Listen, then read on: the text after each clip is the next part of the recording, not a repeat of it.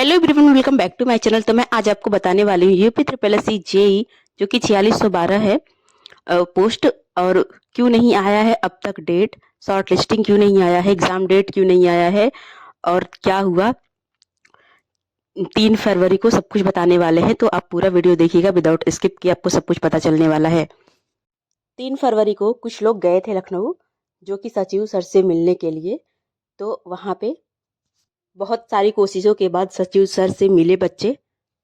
तो सचिव सर ने क्या कहा एग्जाम के बारे में, क्या कहा शॉर्ट टेस्टिंग के बारे में, सब कुछ आपको पता चलने वाला है।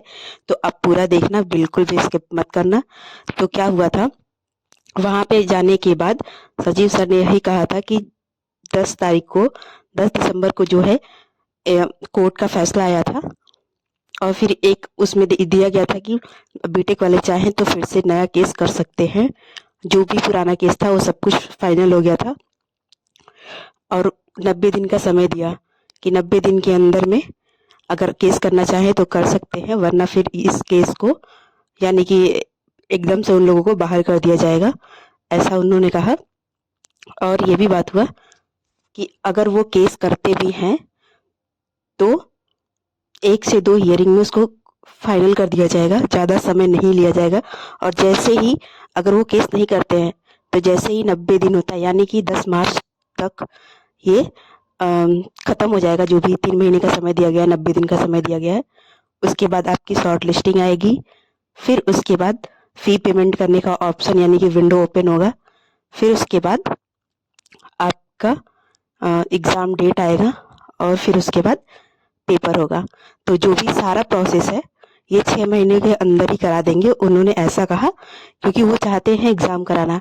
बट रीज़न ये है कि वो नहीं चाहते हैं कि अभी एग्ज़ाम डेट दे दे या फिर शॉर्ट लिस्टिंग दे दे, फिर से केस हो जाए और फिर से ये वैकेंसी फंस जाए।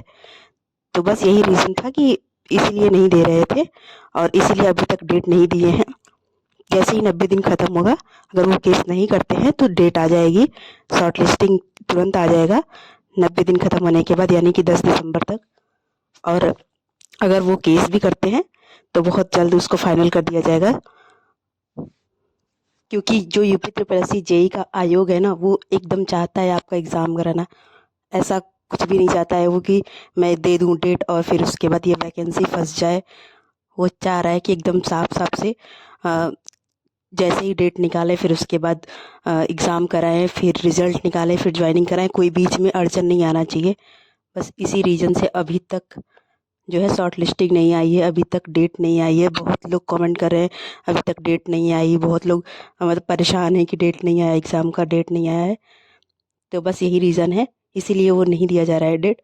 और हाँ, बात तो सही भी है कि अभी शॉर्ट लिस्टिंग आ जाए, फिर केस हो जाए, फिर से उस फंस जाएगा।